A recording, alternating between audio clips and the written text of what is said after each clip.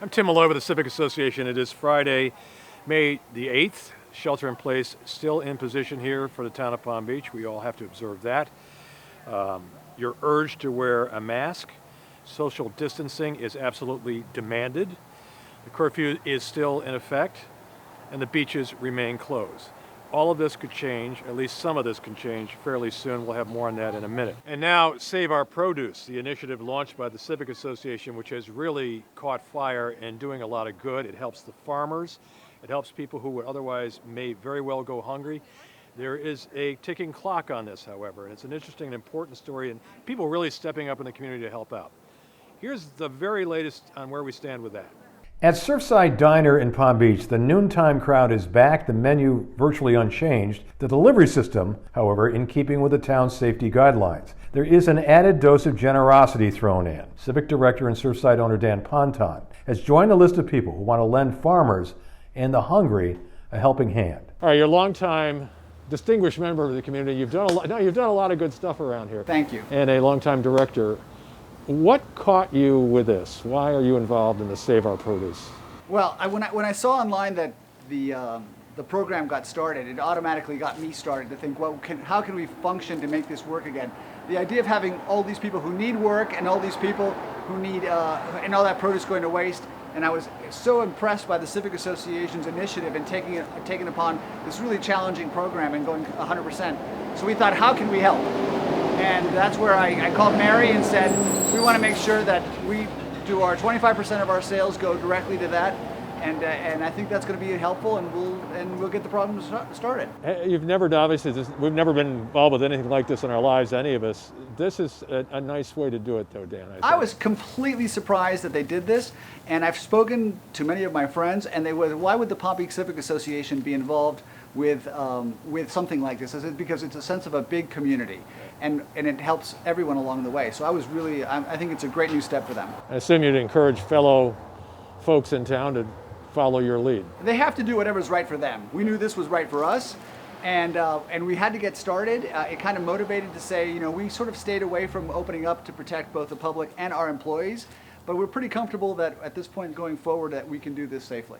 The Fonhole family, so aware of the fragility of an end-of-year harvest and the hard work put in by our farming community out west, has been reaching out and kicking in a big way. Really has been this great organization that we were able to start due to a conversation that I had with Mary Robinson from the Civic Association and Deborah Basilio in talking about how we can all coordinate basically trying to save a lot of this produce that was all being basically harvested over as a result of it not meeting the markets. One thing that I don't think we all really appreciate is that the winter vegetable basket of the United States is right here in South Florida, and much of it in Palm Beach County. And it goes to all of the restaurants in New York City and Boston and in Philadelphia and all the way through South Florida, which have all been shut to a halt. And as a result of that, there's sweet corn, there's cabbage, there's lettuce, there's radish, all of these different products which otherwise had no home to go to. The Civic Association, Mary had watched and Deborah had watched 60 Minutes several weeks ago, and there was news about that, and they said, how can we come up with a way to help these local family farmers who have these wonderful businesses? And my job was to help coordinate some of these wonderful, generous family farmers. Mary put together the Civic Association. We have all these super generous members of our community right here in Palm Beach who are donating generously to this organization called Save Our Produce Initiative. And Deborah, from her angle over at the food bank, that she knows it very, very well. And with this great spirit of collaboration, we've been able to put together a wonderful food distribution network for the next 4 weeks. On Worth Avenue, another Civic Director saw a win-win in helping out. Well, the gallery had always been involved in philanthropy. It's one of our main interests, and we do it every season. But recently I was watching your website and saw the need and the going-ons of the Save the Produce, and I was really moved terribly by it. And I thought how really dreadful it must be for the farmers who who are really in need today, and they're workers.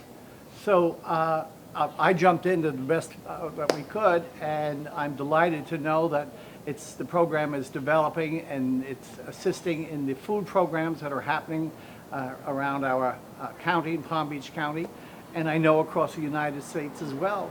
So we're on board, and we really think it's a wonderful program, and I'm delighted and very proud of Mary and Peggy for their leadership in developing this program and jumping right on board to help save these farmers and the workers that they have as well. And there are others stepping up in a big way. Here we were in our most recent meeting that happened last week for April with our 8 Director Advisory Council members. And we were reviewing some of our COVID-19 relief efforts. So Ted and I also sit on the M&T Bank's Charitable Foundation for Florida, and we had directed $82,500 towards 6 very worthy community organizations for their COVID relief efforts. And really what happened next was absolutely amazing. Mike Peacock, who's on the board or the director of the Palm Beach Civic Association, mentioned, an emerging need that's happening, with our farmers and out in the Glades area, and reiterated the demand that our food banks are feeling. And so, we were feeling very good about what we'd done, but we were also feeling that, gosh, there's more out there. What else could we do? And so our advisory council felt that, our institutions had already done a lot. What could they do, as a group? And so it did not take but 5 minutes. The idea came out, and one of the members had said, well, why don't we donate our meeting fees towards this wonderful cause? Food's going to waste, farmers are having trouble making income, so a win-win. We get the crops picked, we get the boxes packed, we get them to the people. And so within, again, just a very, very short order, Rich and I contacted the council members after the conclusion of our meeting and just reaffirmed who was in. They were all in, and so quickly we raised $15,000 to go right to this wonderful cause. Above and beyond just this group directing sort of our efforts in something like this, they're doing that, outside of the pandemic, helping guide our activities where we can connect and plug in most and be most effective in the community. This time it was pandemic related, another time it will be business related. And it really is core to our values. Palm Beachers Leonard and Fleur Harlan saw coverage of the initiative and then generously joined in. Most of us Americans want to do the right thing, and we want to be part of the community. And I think the essence of that requires really good leadership and a vehicle. And when Mary came up with this, which I saw on your TV show, it just struck me that this was a natural and a win-win for everybody. A win for the community, a win for people like myself who feel we want to make a contribution to the betterment of our community, and a win for the farmers who take huge risks every year with the weather and such, as well as the markets. So to me, it was a wonderful opportunity to be part of what is very important. I think there are a huge number of people who want to contribute. They're looking for the proper vehicles to contribute, and be it from the neck down or from the neck up, that's what it's all about. And the beauty of Palm Beach is that it incorporates the citizenry in so many different ways, which is magnificent.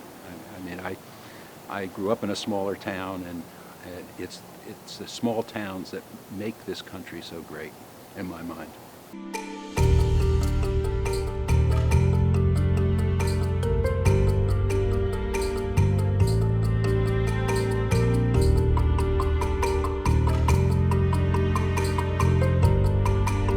As mentioned before, changes are in the wind for loosening of restrictions in town, but Palm Beach Very been staunchly sticking by their initial plan, which has helped 18 known cases in town, 2 sadly deaths, but we have done extremely well in our community and they continue to do so.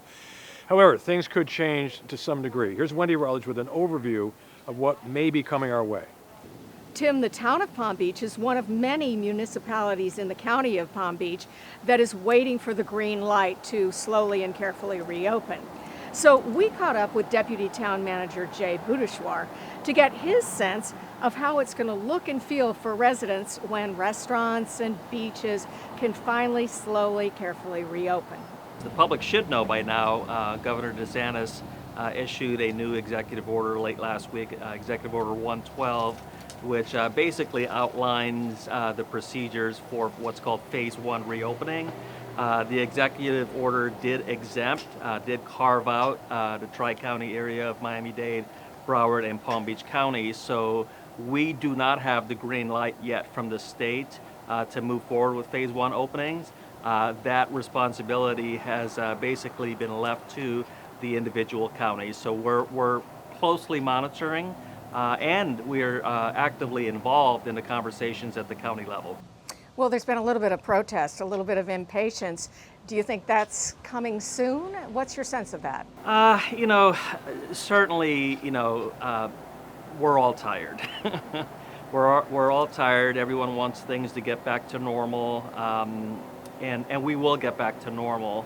But the conversation that we're having at the county level between the various municipalities is we need to make sure we're smart and we need to make sure we're safe. So that's been kind of the focus of the conversation. Of course, there's all kinds of pressure on the county commission to reopen this or reopen that, adopt the entire plan for Phase 1 that the rest of the state is in, or possibly adopt certain elements of Phase 1. So that's a conversation that started at the county level 2 days ago, and the county commissioners will be meeting again tomorrow morning to continue that conversation. There may or may not come out of that meeting some direction. We're waiting to see. So Phase 1 in the town of Palm Beach will look like what? How do you see it? Well, that's to be determined. If we use the Phase 1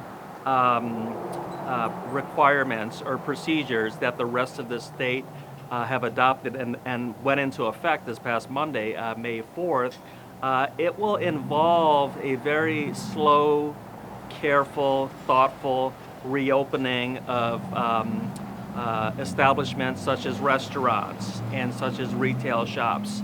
Retail shops under Phase 1 rules would be able to reopen with 25% of its occupancy as the maximum. Restaurants would be able to reopen for in-house consumption at a maximum of 25% for indoor seating.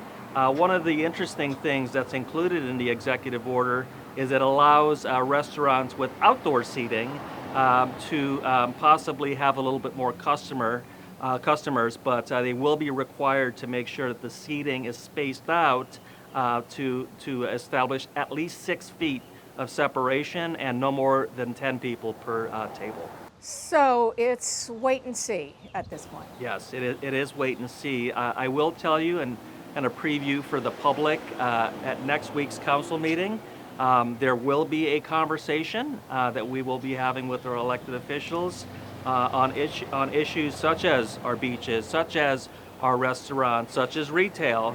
There is an idea that we've had at the staff level about possible temporary rules that allow for more outdoor seating, so we can try to help the community get back to normal in a very safe way. Very important things happening possibly for the entire world at Scripps Research. Of course, they are the sponsor of our website. They've been ahead of the game on the COVID situation for quite a while, and there are important and interesting and encouraging developments. Once again, here's Wendy Rutledge. Tim, the arm of Scripps Research, known as Caliber, is what they call a drug discovery hub. So for years now, scientists have been investigating bacterial and viral infections, which they say puts them way ahead of the research process when it comes to COVID-19. Our screening at Scripps and HeLa cells in human cells have identified 7 approved molecules that most importantly can be used in combination as well as 16 other clinical stage molecules that have made it into human trials deemed to be safe enough to test in humans, that appear to be active in our assay, and not only active in our assay at drug levels where we believe that the compounds could actually be repurposed for COVID-19. The approved molecules are part of a vast library, allowing these scientists a key head start in COVID research. Reframe is about 12,000 molecules. Alonzo there pictured is actually one of the folks in compound management. He's instrumental in putting together the compound collection. This is an open resource and an open source database that includes clinical information as well as preclinical information. It was generated to be able to provide not only the drug information for the compounds, but also more importantly, provide all of the data around screening of these libraries. The Reframe collection allows us to get to the middle of this funnel very quickly. We can get into molecules that have already demonstrated preclinical development and can test those molecules quickly in animal models and in other disease models that allow us to understand the activity of those compounds more clearly. And then the clinical development could potentially come in at phase 2 directly if it's a molecule that we know works and works well at a point where we think we can go directly into clinical development, can save many years, 3 to 5 years possibly, off of the development of those molecules to go into clinical development. All hands on deck. We've obviously limited ourselves at Scripps to COVID-19 work given the pandemic, and really getting some of the best scientists in the lab, Melina, Tom Rogers, Case Magrick, and show all the names in the acknowledgement slide of people who have refocused their efforts on COVID-19 from other things they've done.